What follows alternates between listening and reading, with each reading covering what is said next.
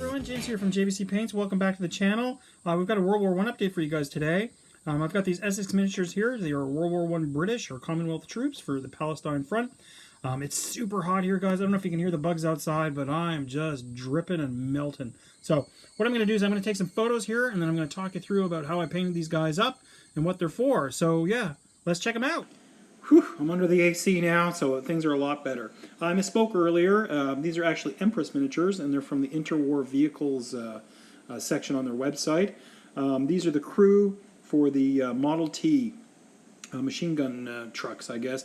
There'll be a link below. And yeah, if you're into interwar stuff or British early war, World War II, World War I, armored cars, lots of great stuff. Bit pricey for the rest of the world crowd out there, but definitely worth a look. So let's take a look at some of these figures here. I'm just going to talk about the painting in general. So the flesh I did in a antique maroon with a dwarven flesh kind of highlight, and then a mauve on top of that, and then a brick red wash, and then I went back in after the wash was dried, did all the details like eyes and lips and teeth and things like that.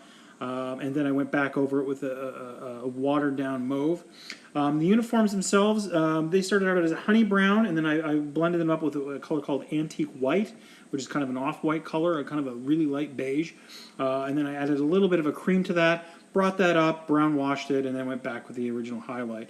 Their boots, the same thing, just a sort of a antique maroon with a burnt sienna highlight, and then a bit of a honey brown. Again, with the brown wash, and then with the shoelaces, I just did the honey brown on it there. The same with the wood on the rifles that you see.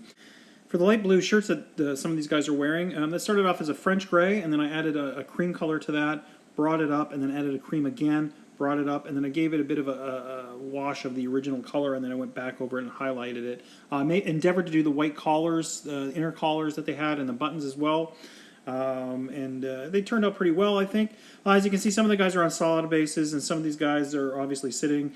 So I've got them on the chopsticks there. These are commission, so I'll be handing them over hopefully tomorrow, depending on the weather and whatever else is happening here this weekend. But yeah, a real pleasure to paint. I can't say enough about Empress miniatures. I've done a lot of them for my mate, and they're always fun to do. They're really chunky, lots of detail. And the sculpts are absolutely superb. I would give them a 10 out of 10 almost every single time.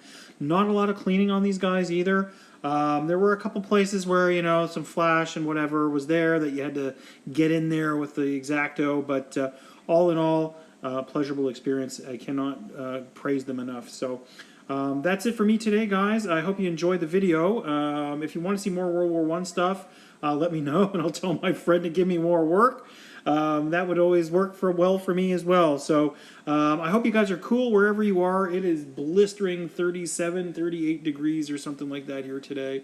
And it is just as hot as Hades.